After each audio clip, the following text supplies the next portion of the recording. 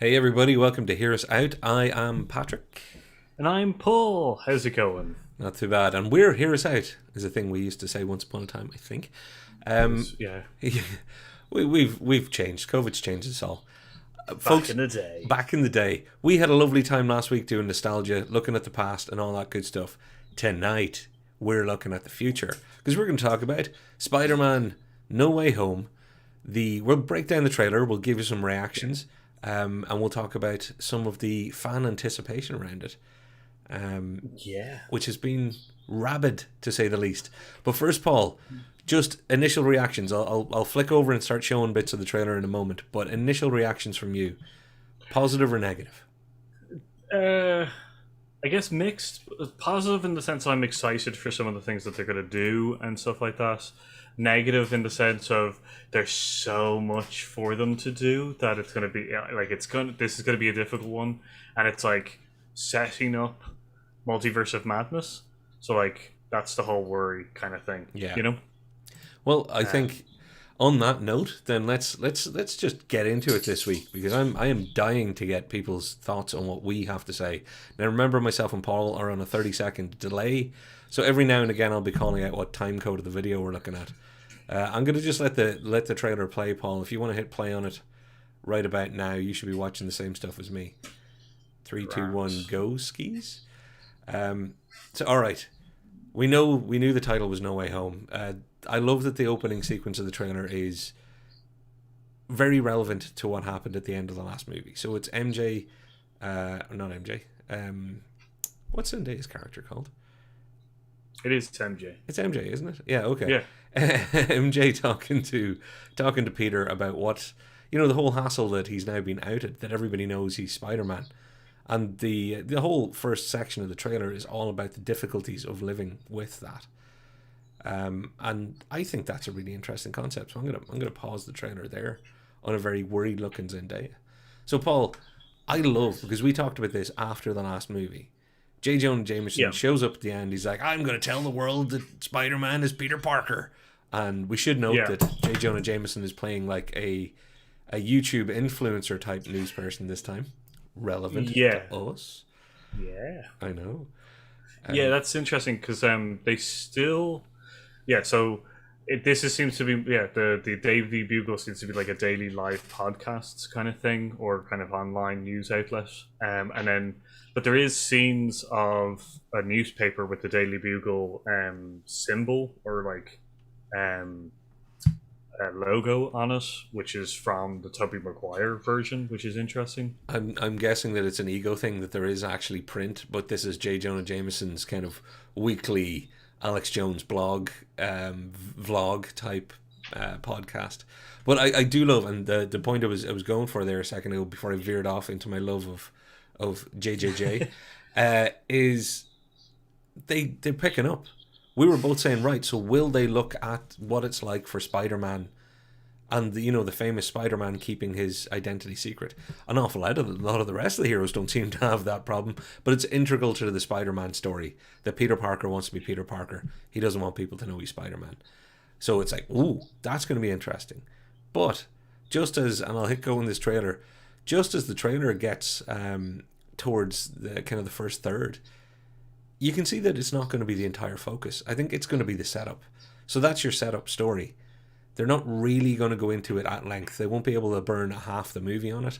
It'll be the first act will be, this is what's going to motivate Peter Parker to go. And we've now got 10 minutes and 5 seconds. We got our first Doctor Strange on screen. So he's teaming up with his old Infinity War buddy. Yeah. There seems to be a nice. It's kind of like it shows the connectivity of the world again, kind of thing that they've built a foundation of a universe and stuff like that, so that characters from different things can come in and out and stuff, which is nice. It's also carry on a kind of having Tony Stark in the first one, kind of thing, and then having Happy in the third or in the second one, kind of thing. As like there's a connection there's a connection to the universe and everything. It's kind of like Peter always kind of needs an uncle figure somewhere in there. Well, it's always good to have Marvel also kind of really putting their stamp on the fact that, like, yeah, they're so ingrained into the universe that it's just like, try it, Sony, to pull out, because you'll be sorry. Yeah, I think at this stage Sony are looking at the bottom line, going, no, we're not planning on going anywhere. You seem to be doing well. We'll keep hitching our train to your, or wagon to your train. This is going quite well. But you know what? The big twist for me in the trailer is, okay, I thought, great, we're going to look at what it's like for Peter Parker to be unveiled and the challenges that come with that. But there's been enough talk on the internet. We all knew that Strange was going to be in it. We all knew that this is going to have some multiverse angle. And we know that the next Doctor Strange movie is called The Multiverse of Madness. But I was taken aback by the first shot of Stephen Strange in the trailer. Is him in a frozen sanctorum. Yeah. That could be a joke. It could be part of something funny. It could be B, trying to show that Stephen Strange is taking chances and doing, silly things, or that they've been under attack from another place. Or it could be hinting that, okay, not all is right here.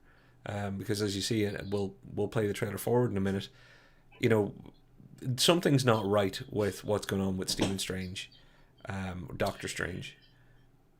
Yeah, like this is the interesting thing, because they showed that the frozen kind of sanctorum is there and stuff, and it's interesting to see, but it could just be a funny kind of, I think it's more likely going to be kind of a throwaway joke thing, just to kind of get. Also, there's a possibility of, because later on in the trailer we see Wong leave. And I'll just let the trailer run while we're talking. Go for it.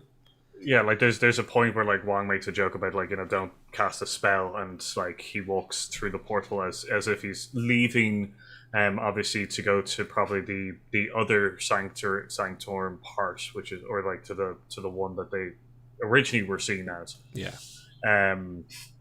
The training kind of place for all the wizards or sorcerers. But it also could be a connection between the Ten Rings movie and this, because Wong is in the Ten Rings movie, so it could be that he leaves. There could be a slight correlation between the two movies in the sense that Wong leaves and then gets involved in the Ten Rings part, while this whole Spider-Man stuff is going on, of thing. That's the beauty, folks, and that's the ticket. The interconnected nature of the MCU, it's genius. Even just in that one small section, Paul, you said it could be this, it could be this, it could be this, it could be this. I started off with it could indicate this, it could indicate that. It's what makes it so much fun. Even a trailer like this, and I should go back to the trailer part. For anybody who hasn't seen the trailer, the bit that we're going through there is good old Pete wants life to go back to normal, so he asks Doctor Strange, who he's now going to call Stephen in a nice little joke, he's basically going to say, can you make everybody forget the knowledge that, Peter Parker is Spider-Man? But it's that Wong leaving thing, everything being frozen, Stephen Strange, dressed in, warm college attire with obviously the cloak over it. Like, it all makes for, could this be the gag, or could this be Marvel doing that thing where they set you up to kind of go, actually, Wong's annoyed at him because Stephen Strange has been off the rails. He's been doing magic beyond his skill, or he's just been kind of relaxed with things, and that's why things are going to go wrong. It will so work either way because they're good at doing this. So I think if they play it for laughs, it will be funny.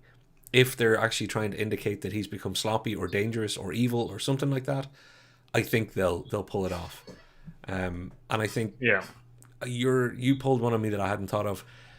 Wong heading off to be part of the Shang-Chi movie or something because of what happens in Shang-Chi, I should say. That's another way that the MCU is so brilliantly interconnected.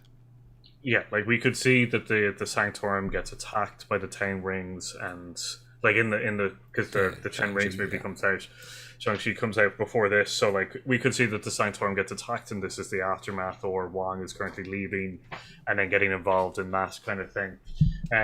Sorry, I have a dog currently just going mental underneath my legs. Well, it is a gorgeous dog. I'm just going to hit play in the trailer because I'm going to try and get through the trailer a bit so we can then go back and tear it apart a bit ourselves. So Stephen Strange is going to do it. He's like, I don't listen to Wong. I don't listen to nobody. I am the Sorcerer Supreme. I'll change reality for you. I'll make everybody forget that you're Spider-Man.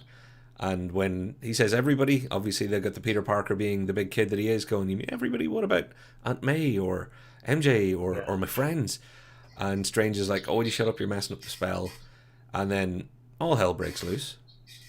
Now, whether or not they're going to make it be that simple that it's because he distracted him or because he said things, or whether or not they'll bring some other angle into it, I'm not too sure.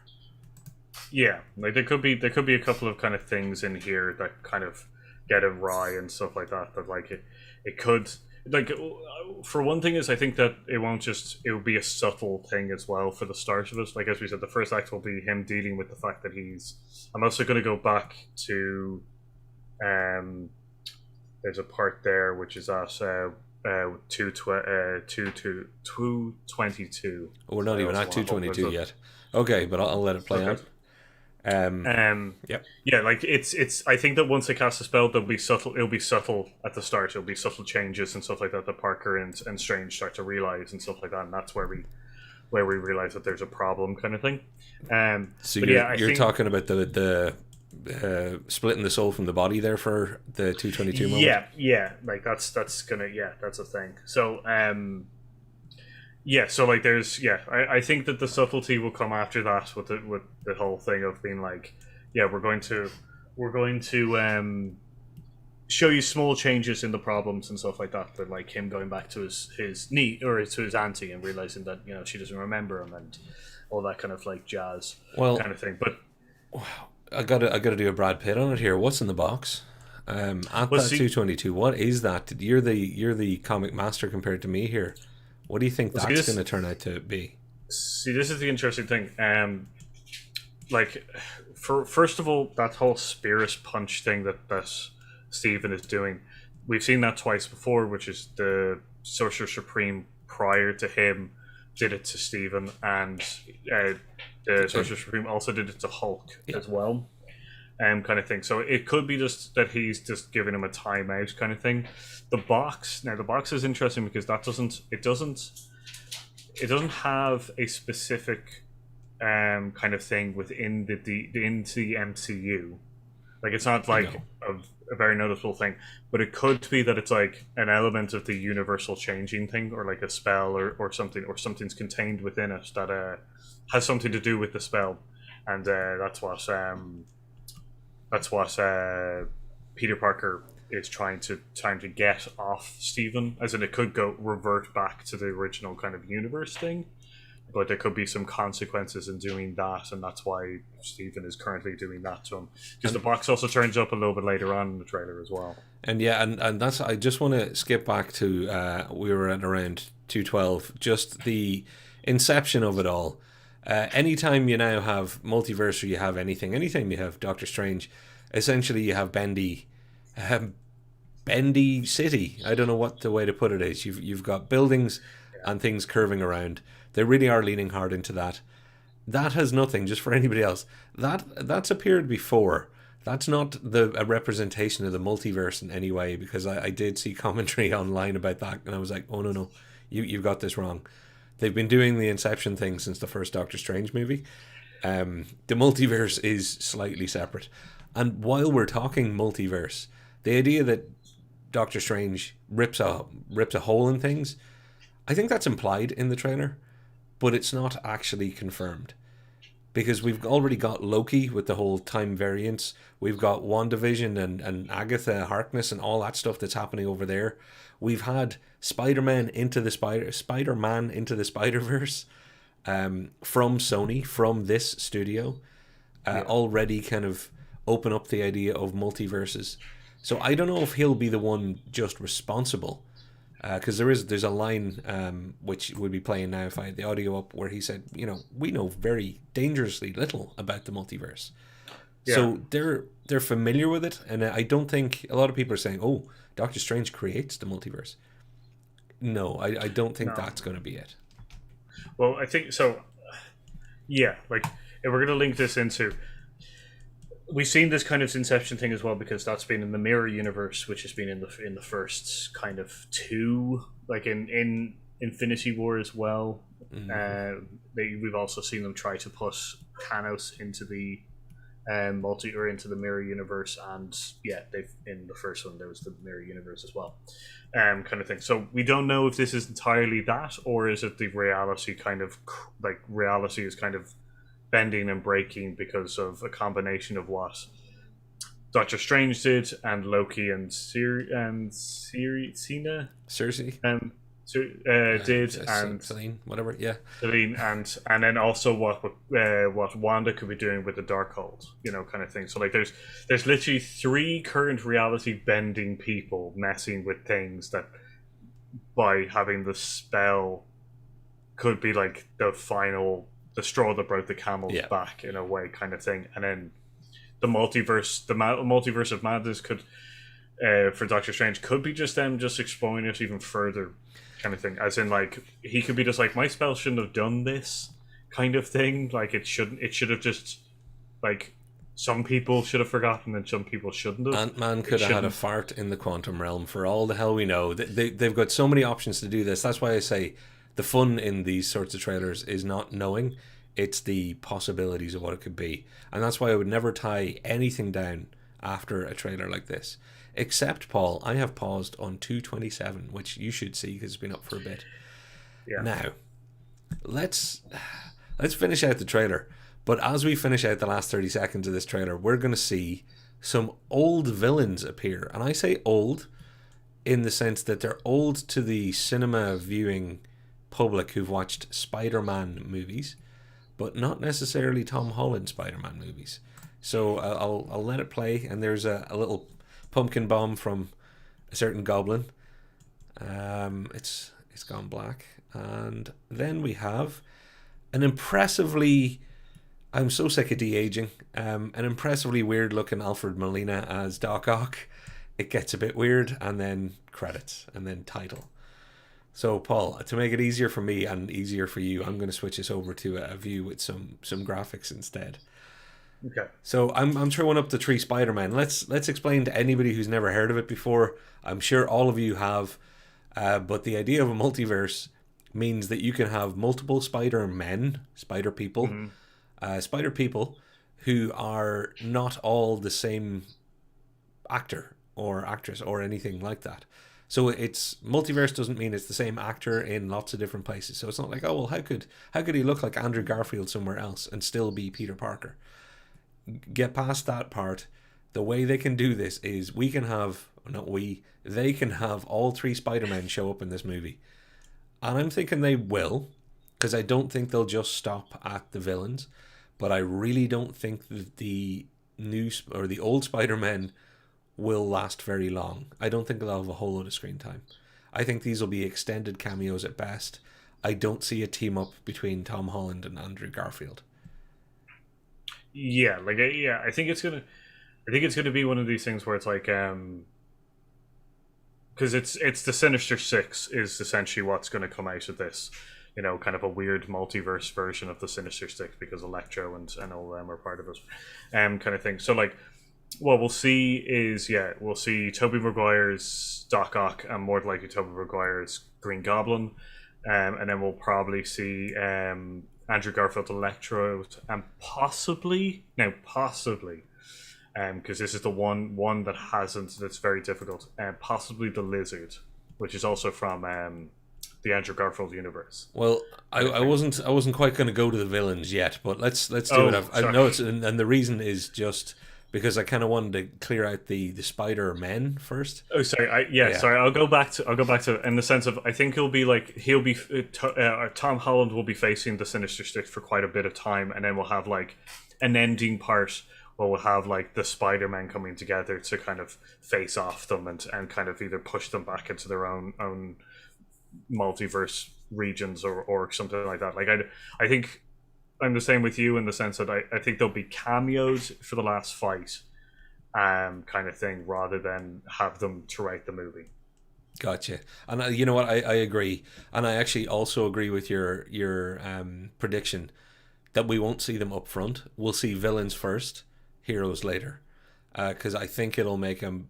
It's just a Marvel thing to do. How do we have our big third act finale? well, you have Tobey Maguire swing in.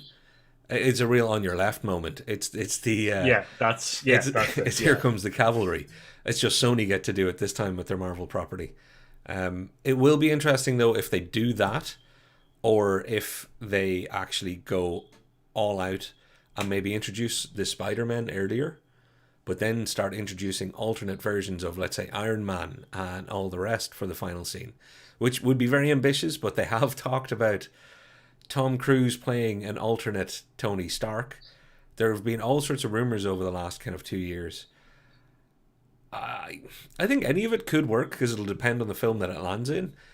I just hope they don't overextend. That would be my only fear with this. We all know what happened with Spider-Man 3. We all know what happened with anything that you stuff too much into. And if you stuff too many heroes in here, even if it's only for cameos, you're going to have a problem because you've already brought up the most important thing, which is this is about the villains. Now, the trailer shows us... Oh, I'll turn off some of that background. The trailer shows us an electrical lightning storm. There's your Electro. So that's from Andrew Garfield's Amazing Spider-Man 2. Yeah. But also, have you noticed that electricity, that lightning, is going through what looks like a nice big sandstorm? Yeah, like a lot of people are bringing that up, but I don't know if they're gonna like. Sandman is part of the Sinister Six, but I don't. Look, if they do it, I'm not gonna be sad. But if it's kind of a red herring kind of thing, then I'm not gonna be surprised in a sense because we do have the possibility of being overwhelmed by the amount of amount of villains and stuff like that. I think whoever's been on the Sinister Six roster in the comic books, and for anybody who's not into it, Sinister Six, guess what? 6 bad guys together. The MCU or Sony MCU tie-up, whatever we should call it, the SMCU, I don't know. Whatever they want to do, they can do, insofar as whatever they're allowed to use. So far, they've shown us the Vulture in Michael Keaton in that first movie, and we know that they're going to use him again in Mobius because he's in the Mobius trailer. So my money is if they're going to bring an existing Tom Holland bad guy into this, it'll be the Vulture. He'll show up somewhere. They'll also not want to give away Mysterio. I think you'll find Mysterio Mysterio's not dead. There's just no two ways about it. So there's 2.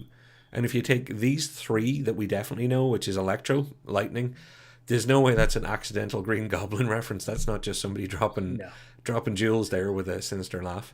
And they flat out show Alfred Molina from Spider-Man 2. That gives you 5. So I agree with you. The Sandman thing, I think that's a red herring. I think it is too. I don't think he's going to be the 6th member. But will it be Lizard? It's not going to be Rhino. I don't see Paul Giamatti getting his worst cameo ever to come back. Okay, he's the most screwed person in all of the Sony Marvel Cinematic Universe. He got to show up for a quarter of a final scene and get smacked in the head while doing a bad accent. I don't see it being Rhino. So you reckon Lizard's a chance? Well, see, that's the thing. So, Lizard. There's a dark, shadowy creature which could be connected to the box, or could be Lizard. Like, I know a lot of people are saying that it could be Lizard and stuff like that, but as you're saying is he's not generally a member of the Sinister Six, but Marvel could be just changing things up in the sense of, we know that everybody's going to think that it's going to be these people, so why don't we add? Because Electro technically, or who is it? Doc Ock, I don't think is generally part of the Sinister Six. I think he leads a lot of the time, but again, it's all out the window because they'll do whatever they want to do, which is quite right. So there's 2 times that we see a dark, shadowy kind of creature, and that could be the Lizard, which would make sense in the kind of sense that we get Green Goblin and Doc Ock from Tobey Maguire, and then Electro and Lizard from the Andrew Garfield universe. It'd be kind of and then we get, as you said, we get 2 people from the Tom Holland universe. Then you get your Sinister Six, and also it's kind of evened out across the board in the sense of which villains we've gotten. I just want to make a crazy prediction. It's one of those 1 in a million shots, but you want to be the person that said it in a recorded medium. So if it did happen, you can go check out that video where I said the 6th member of the Sinister Six, It's Doctor Strange. It's not going to happen. But there is the maddest possibility from this trailer is that Strange is actually an antagonist, and he coins the idea of the Sinister Six, but it's not really Doctor Strange. It's Mysterio again or something. Yeah, I was going to. Yeah, this actually my prediction was that because a lot of people are saying that it's Mephisto, the devil kind of character, right? Yeah, a lot of people are saying that it's him, and I don't think it is. I think it's Mysterio. I think we're getting a whole. I think we're getting a whole double cross thing where Mysterio is pretending to be. Mysterio has learned some magic and is now messing with things that he's not overly knowledgeable. Oh, you mean like maybe making mistakes, like freezing the whole Sanctorum, annoying Wong enough for him to leap? It's all coming for a full circle. The only thing I would caution, Marvel, Sony, I know you's a major movie, but just in case, beware being too complicated. Because you, like me and Paul and most of our listeners are going to be like, groovy, I'm down with all this because I'm into it. I like getting into the crazy and I like all the directions that the crazy can go. But you do not want the viewing public who find Tom Holland and Zendaya cute going to this thing going, okay, I can kind of get the multiverse thing, but hang on, Tobey Maguire's in this. Okay, I'm up to speed. Hang on, Doctor Strange was a dude with a fishbowl in his head the entire time. Like, you're going to get to a point where we will be just vibrating in our seats with happy at the complexity. Yeah. But other people will be walking out going, that was the biggest load of crap. Yeah, I know. I am worried about that. Yeah, so they've got to be careful. But Paul, I'm going to throw up a different villain's set of screenshots now, and that is the original Alfred Molina back when he was. Yeah, I like to call him mushy. I liked him as a villain because he did look like he was believable as kind of a science person. He wasn't ripped 6 ways to Sunday. He wasn't Thor. He had a big bunch of metal arms flying out of him. That was part of it. Then you've got Willem Dafoe, who it was such a shame they ever even had to put a goblin mask on him, because his face is just it. Like, it's it. Can he come back? Do you think they'll get him back, or will they have to recast? And just tell me it's not going to be James Franco. No, I think they'll get. I think Willem Dafoe will be happy to go back to us in the sense of for a short cameo kind of thing. Yeah, I think he'll be probably happy to us. If anyone, by the way, should take a look at the mask that they didn't use for the Green Goblin and the Tobey Maguire thing, because it is so much more like. Is it good? Better? It's so much more movable. Expression. Right. It's got a lot more expression to it in the sense that it's like a massive helmet with parts that the eyes and stuff like that. And it's so it's really kind of crazy. A bit more Optimus Prime, a little bit less Michael Myers, because essentially that's what they did in the movie. They stuck an immovable they stuck a helmet on him with a goblin face on it. I still think that was not a great choice. I think of all their kind of misses back then, that was one of the bigger ones. But having said that, Jamie Foxx's Electro was on screen, and talk about a disaster as far as I'm concerned. Didn't work for me on that was a pretty harsh any level. It was terrible. No, it was a pretty harsh one. It started facing into the. See, this is the thing. We could be seeing once again the Spider-Man curse, which is too many villains in the third movie, kind of thing. Where Andrew Garfield's got it in the second one, kind of thing. So they were just overachievers. They rushed to the finish. So we'll just have to see, kind of thing. But the villains are going to be really important, and it's going to be I got really excited seeing Doc Ock, because Doc Ock is one of Peter Parker, Spider-Man's main villains. Look over your shoulder. Kind of thing, so over your right shoulder. Oh yeah, I know. There you go. That's the dude we're all talking about, by the way. That's the I shouldn't be pointing over my shoulder. It's your shoulder. So you can kind of tell he's a favorite. Yeah, he's the main. He's his nemesis in the sense that he's really smart. He's like Peter is and stuff, but he's kind of gone into the mad scientist kind of realm of thinking and stuff. I did like the Spider-Man 2 Tobey Maguire's kind of version, which is the arms are are like influencing him in the sense that they are like one track minds of we have been built to do this. This is what we're going to do, and we don't care about whatever gets in the way, kind of thing. Because it's like he's not a bad guy. He's just been controlled by like a very detailed programming kind of thing. Well, But here's my hope. You want Alfred Molina to be back as Doc Ock because it was good. yeah, You'd like Willem Dafoe to be back if they can, but if they can't, I'll understand because there's other ways to do the Goblin. But my real hope is notice how blue Electro is on screen right now, everybody. And then I'm going to go back to the screenshots of the trailers. Look how that electricity is no longer a blue hue. yeah. Could they recast and get away from the Jamie Foxx version of Electro and use just the theory that people have seen? You know, Amazing Spider-Man 2 and are familiar with the character rather than that particular depiction. They could, yeah. Like they easily could do that in the sense of it just being another, not the Andrew Garfield, but the other another version of Electro kind of thing.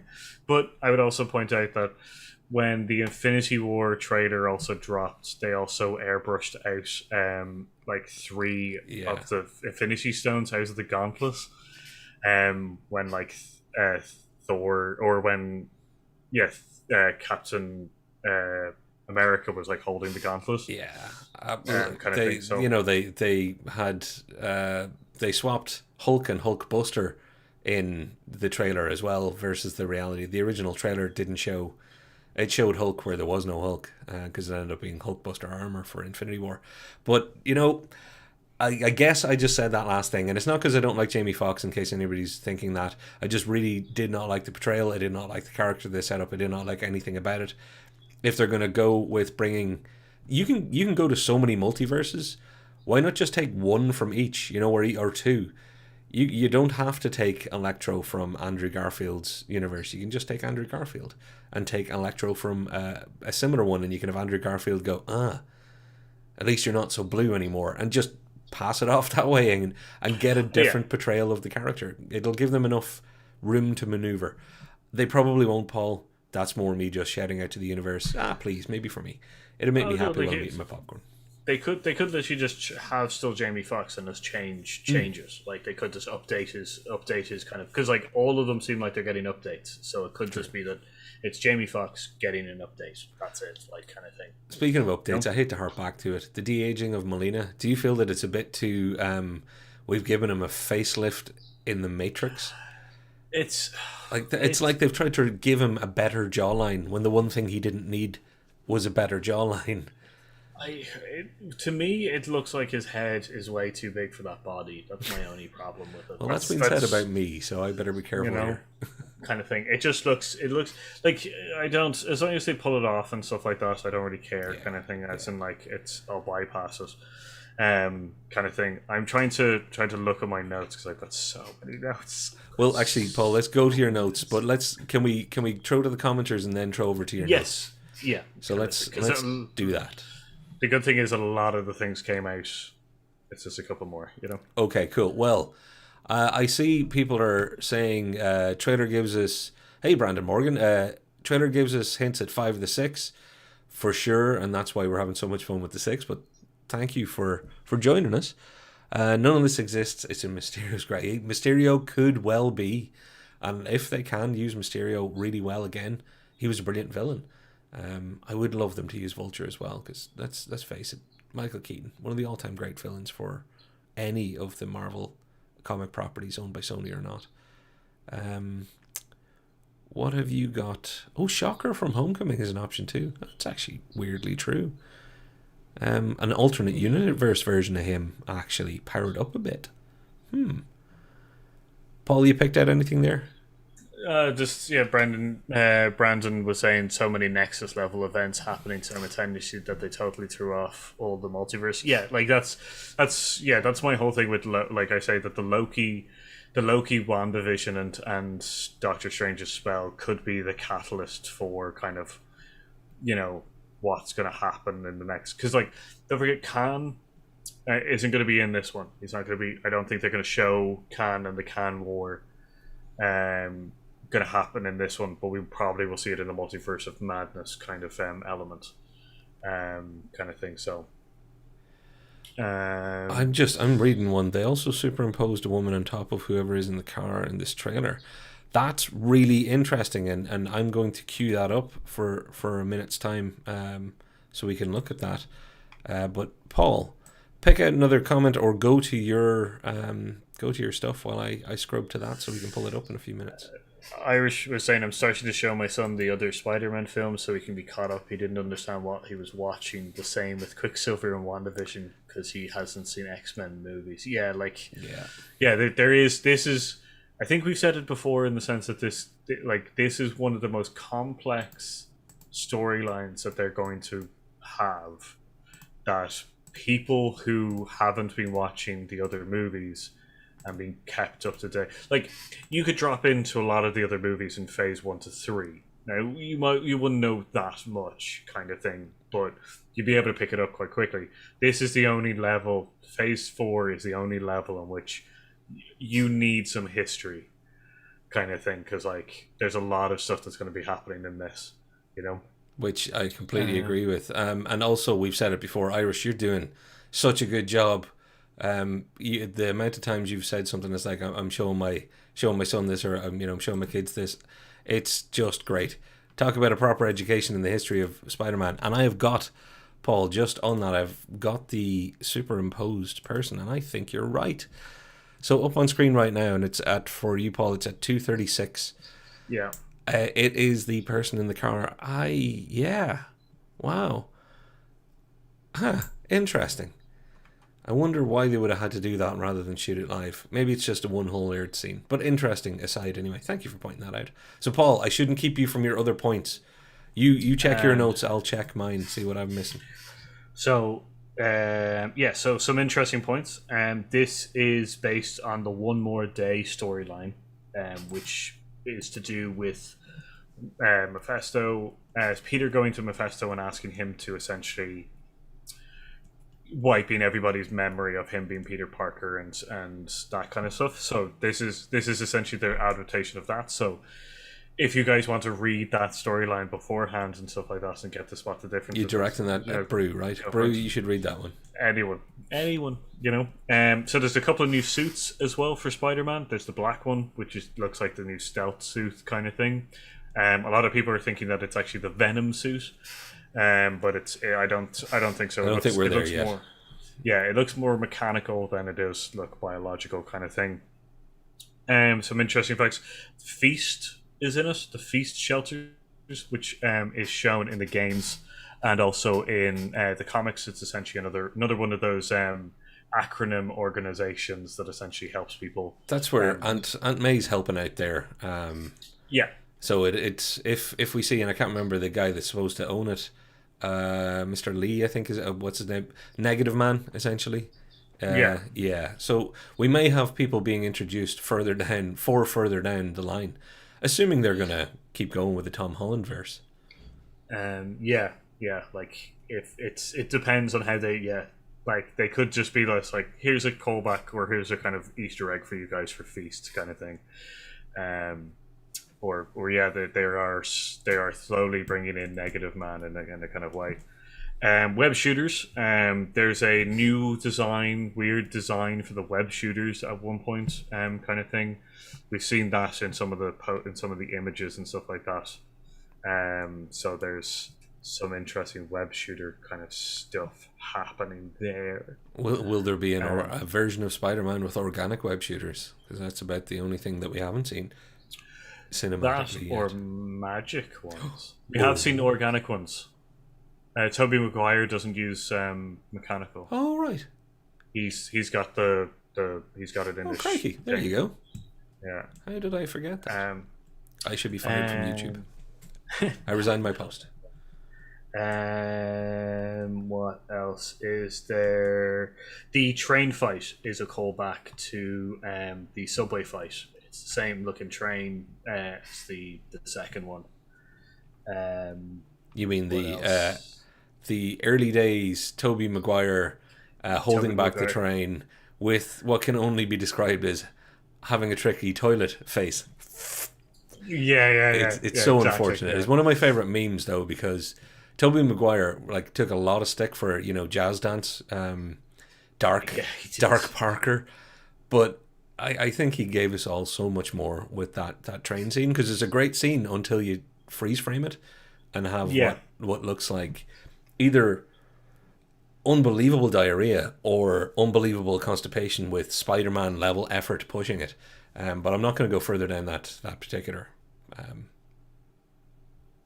brown hole. Continue. There's some callbacks to August 23rd, because that's when the trailer was released, and in WandaVision they also marked the August 23rd in it on the thing.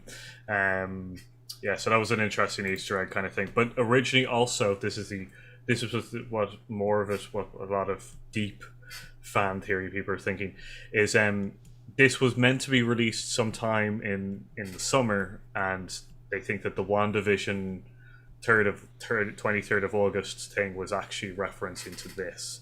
Right. Kind of the release of Spider-Man No Way Home. Yeah.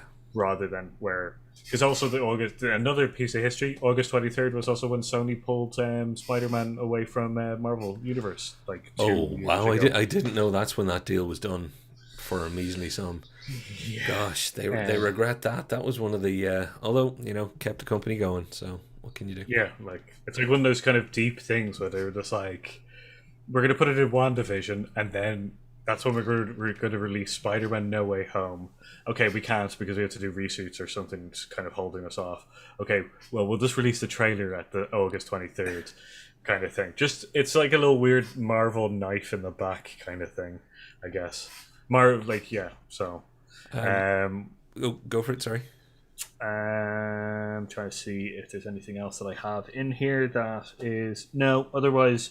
My only other thing is that this is probably going to be the largest of the Spider-Man in the box office. So, I'd say so. To give you quick numbers, the first one, the first Spider-Man was 880 million worldwide. The second one was 1.1 billion worldwide, and just to give you, the first Tobey Maguire one was 800 million, and the Spider-Verse was 375 million. I don't have Andy's numbers. I'm sorry, Andy. The Spider-Verse, Into the Spider-Verse was criminally underwatched, and yet went in toe to toe with Disney. The irony of Sony versus Disney, and won awards from an animation point of view from Disney, who practically own the animation space when it comes to award seasons usually. So this is kind of global box office stuff. So rather that number definitely explodes after word of mouth, kind of thing. Like that was just the number it taken at box office. It still hasn't. I have gone back and looked at the numbers that Into the Spider-Verse did globally in the end, or in total. It's not where it should be. Look, we all know that animation is a harder sell than live action, which, by the way, makes this genius, because Into the Spider-Verse was brilliant. There's no two ways about it. It was brilliant. And I think everybody watched it and realized, hang on, this can be done if you tell the story right. Why don't we try having a go in our live action play set? Let's get our Tom Hollands and our Andrew Garfields. Let's do this. Tobey Maguire hasn't been seen a lot lately. I'm sure he'll do us a solid if we throw enough money at him. So it's impressive stuff. It is impressive stuff. Now, I do want to throw over to one comment that popped up a second ago, Paul. Kitty Cat, hello again. And hello to all our regular viewers, by the way, and hello to all you future people who aren't regular viewers. Consider joining us. Join our little community here while you're at it. Like, subscribe, and share. But really do, if you can, hit the like button. It does help us get seen by the rest of the internet. Comments help too, in not only algorithmic ways, but also we love hearing from you and love talking to you. Also, click that thumb button. Oh, the little thumbs up button.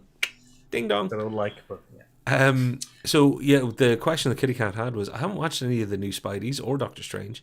I've dipped in and out of the MCU and have watched all the Avengers. Which, you know what, if you're going to do it in any way, I'd say that's the way to do it. Your bare minimum. The Avengers are great. What do we need to watch to see this new one? We won't know for sure till after, but I am usually I would say you don't need to have seen movies. You know, you don't need to have seen the previous. If a movie's made well enough, you'll enjoy it. This one, I think that will probably hold true. You won't need to have seen everything else to enjoy it. I just think there's probably going to be a level of maximum enjoyment where the least you want to see are the previous Tom Holland Spider-Man movies, and I would say the Raimi Spider-Man movies, just the first two, Spider-Man 1 and 2, the Tobey Maguire era. Because I have a funny feeling that there's going to be a fair amount of reference, considering you've got at least Goblin and Doc Ock showing up. Yeah, like I would say Doctor Strange, the Tom Holland Spider-Man.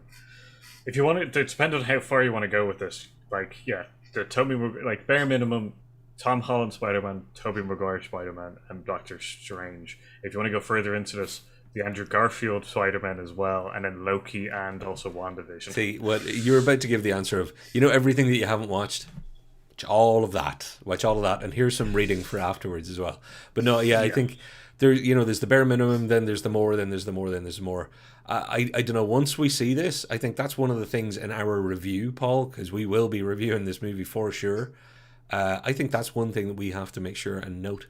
The accessibility level and what you really do want to see that will help get enjoyment out of it. Because, let's face it, if you actually need to have seen something else to enjoy the movie, then the movie has not been made well. It's just enjoyment and then more and more and more enjoyment. So what? Yeah, my thing is that this is a sequel, so you would have to see the first Tom Holland Spider-Man. The first two, yeah. Well, you want to see the development of Peter Parker as Spider-Man again, and then maximum enjoyment. But you should be able. You can watch Terminator 2 without having seen Terminator 1, and there's a reason. They get on with the central premise pretty quickly. Yeah, okay. Yeah, I guess there's a difference. I guess you can watch this perfectly fine and understand the plot and everything like that, but, I don't think you'll get 100% enjoyment out of it without watching the other two. Which is exactly what I said.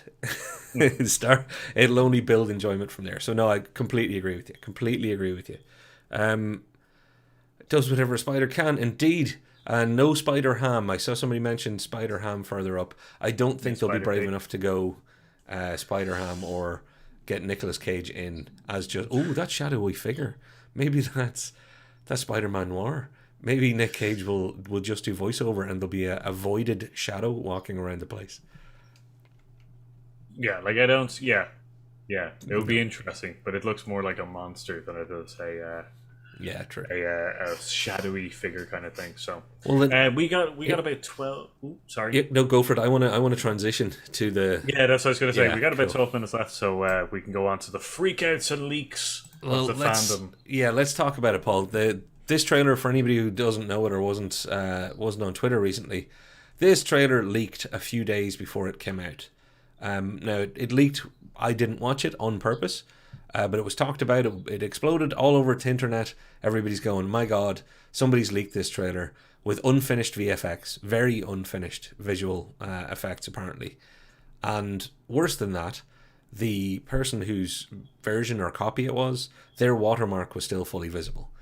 So they weren't dumb enough to leak it. There's no way they were, because their job and their livelihood is now... it's damaged forever. Even if they get to keep working for Sony or keep working for the effects house they're working for, their career is not going to be the same. The prevailing wind out there is that it wasn't necessarily stolen. It's that some scooper, the people who do this professionally and usually have good relationships and know how to leak and what to leak, just went and completely burned their source and threw everything up. Whatever it is, I think it's really crappy. It doesn't help us. It doesn't help them. It doesn't help the literally thousands of jobs that are on the line for any of these productions. Each one of these movies is like a business on its own. So that's why I have such an aversion to what I ended up seeing as half of the reaction. Half of the world reacted as I just described. Others reacted, as you can see on screen, saying, yeah, well, they take this stuff too seriously and they act like it's, top secret. Oh, it's just crazy. It's ridiculous. Why is secrecy so important? Well, it's important because they're telling stories that they don't want to leak entire sections out of. And okay, this is a trailer, so they were going to release it anyway. Well, yeah, they've got their business on the line. They need this to make a best good first impression. Don't get me wrong, the press didn't hurt them. But the one that really, and I clipped it out here, and I got it from a feed so it was a reply to another YouTuber who does what we do, Paul. And it's the line, the movie hasn't even officially delayed, and we deserve a trailer. I saw that phrase, we deserve it. It was time, we deserve. They owe us this. This is, owed to us. I think that's absolute and utter horseshit.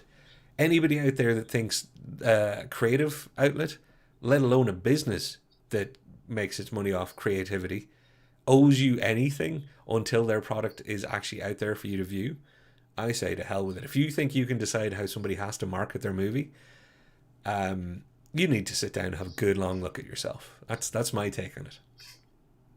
Yeah, no, I perfectly agree. Like, so my only comments are really that I heard that it wasn't the trailer, but a promo kind of thing, because there was a little bit more into it, supposedly a little bit more stuff in it. I don't know how true that is, kind of thing. Because I haven't seen the video myself. On principle, I won't watch it, so I can't confirm or deny.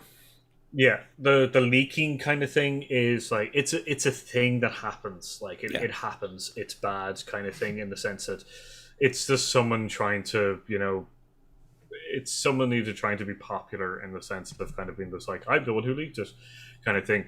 Like, as you said, the watermark on it is stupid. Anyone who's just like, it's that person, it's just like, no, that's definitely not it. They weren't going to leak it. That's definitely them recording it, and then like probably going to go back on it and like analyze it kind of thing for like a writing piece or something like that they're going to do. Because a lot of people, like more professional versions of us, get to see these trailers well in advance, so that they can get articles ready to go and stuff more like that. More professional versions of us?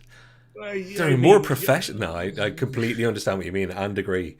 I thought a bit of mock outrage was needed there, though. Yeah, so they get to write these articles well in advance of like, and then but there's a embargo on where they get to release it. So obviously they get to release it on 23rd of August, after the trailer drops or something like that, kind of thing. So, but when you said that we deserve this trailer, that's bullshit. Yeah. Like, that's absolute, like, as you said, it's absolute horseshit, because like they don't deserve us anything. They have given us 22 plus movies of absolute gold. Like, this is the longest running connected universe of movies, like, ever. Yeah. And like every one of them has been in their own way special, like that we've enjoyed them in different, like, variety of levels and stuff like that. Yes, we've definitely paid for them, kind of thing, by giving the cinema money and buying merchandise and stuff like that. But that's the cost of doing business, in the sense, for us. Yeah. We get to enjoy this creativity thing by spending money to fuel it, kind of thing. There's no deserving. We don't deserve it. Yeah. Or anything like that. What would have happened is, if we hadn't paid for it or anything like that, it would have just gone away. So, and I got to say, Paul, I'm so glad you brought up the angle, because that's another one. Well, we paid for it. We're the one putting money in their pocket. We're the one that's giving them the money that's enabling them to do this. You're paying for a product or service. When you get your product or service, that's your transaction's over, folks. You don't get in the back of a taxi and just start, pouring your water on the floor or throwing your food around it, because you don't own it for the time that you're in it. You're quite literally paying for a service. Later on, you see that taxi driver in that car on the street. You don't go, hey, you have to come to me now because I paid you earlier. No, transaction's done. So if you went and saw Spider-Man, or Spider-Man 2, or Amazing Spider-Man 2, or Spider-Man One of the Homes, No Way, Far From, whatever, you've got what you paid for. That's it. The next one, you may have helped them have money to do it, but you don't own the next car that the taxi driver buys. I will never understand people's unbelievable ignorance to what they should get and what they feel they own. And I find it really distasteful that after all the years that we lived through before comic book movies, and we've talked about this before, comic book movies made it from being looked at as something for kids, then being looked at as something that wasn't art, being a bit of an industry joke, to being realized that actually this is art, actually this is good cinema, actually this is good business, to then now what is the worldwide domination and being taken seriously by everybody at all levels, Martin Scorsese aside. But we've got to a point now where, hey, everybody who's screaming this stuff, you're on top now. You are living in the best time that you will ever live in for what your interests are. Stop being such a douche about it. I'm trying to find polite words. But yeah, you know what? It's people doing stuff like that that make me want MCU, DCEU, all that to start failing. Just so that we can get back to being more niche and have people really appreciate what they lived through. Well, like, yeah, like here my example is that I've been dying for a Dune movie for the last like ages, kind of thing. Like ever since the Stephen Lynch one, or the David Lynch one, I've been absolutely dying for a Dune updated movie kind of thing. When they was finally announced about a new one coming along, and then there was like announcements of it being ready, like kind of ready to go and everything like that, and finalizing kind of marketing and stuff like that, I wasn't sitting there going like, I deserve a trailer. Like, and let me tell you this, I have been dying for a Dune movie a lot more than I've been dying for any of the Marvel like movies, and there's no ownership over it kind of thing for me. And like, but I get to be part of this thing. That's the whole thing. I get to be part of this like creative loving thing that I get to see, and I will pay for a lot of. I'm going to tell you now, I am watching this in every single form of the cinema I could possibly find. And I'm going to be there with you for some of it. I have no doubt. But like, yeah, this weird fandom ownership crap is just really weird, because like, you get my problem isn't that they were just like, we deserve a trailer. It's what that entails, in the fact that they feel like they own this whole franchise, which means that they're the gatekeepers to this franchise, which means that they're the people online complaining about people who aren't really like comic book people, but are really liking the Marvel Universe things and have tipped their toes into this universe. They're the people who have ownership over this, or say that they deserve a trailer, are the people who are complaining about the new people who are coming into the community. And it's just like, you are the problem currently. Like, I understand once again that this was our niche, our thing that we really enjoyed and stuff like that, and had a community about and stuff like that, but we don't own it. You can't just sit there going like, no, you can't come into the community because it's mine. It's mine. Like, yeah, and they're bullies looking for a level of power to hold on to, and nothing strangles growth. You can't keep a flower tiny all the time. You don't want to get a kitten and never let it become a cat. I'm going to just keep throwing out weird analogies like that until you stop me. I think it's been said well by, hey, Kim, welcome, Kim. I think you've shown up at one of our live streams before as well. Good to see you. People just need to be patient. I think those are words to end that particular rant on, and I think he's right. No more gatekeeping, no more thinking you're owed stuff. And I'm not asking anybody to be grateful for stuff they don't like, but just, wind it in a wee bit, folks. Wind it in. So, Paul, on time, shall we finish? Sorry. You're all right. I just want to laugh at Irish Bowers' comment, which is professional variants of Hear Us Out. Yeah, like, I would love to meet them. Yeah. Like, I think Tom Holland plays you in one of those universes. I think Tom Hardy plays you. Oh, that'd be great. That would be great. Right kind of build, fair play. I'm not as intense as him. I want to be. I'm just not. Paul, thanks for this. It was a wonderful run through. I know doing a trailer review like this is one of our trying something new on the live streams, but let's face it, we were both excited for this, and there's enough news around it. Folks, let us know in the comments down below if you enjoyed it. Paul, do you want to throw out a question to the people and then sign us out? Yeah, so which is, if we've kind of banked on the five people of the Sinister Six that we're going to see, what's the sixth person? Do you think Sandman or Lizard are going to turn up into this kind of thing? And also, answer Kitty Cat's thing. What things would you watch to prepare for this movie? Couldn't say it better. And Brew says cheers, dudes. I say cheers, Brew, and thanks, everybody. I have been Patrick. And I've been Paul. And we've been here side, and we'll see you next time. Like, subscribe, ring that notification bell, and share us out and comment on the socials. Thank you very much, guys. Wow, that was good. Bye, everybody. Bye.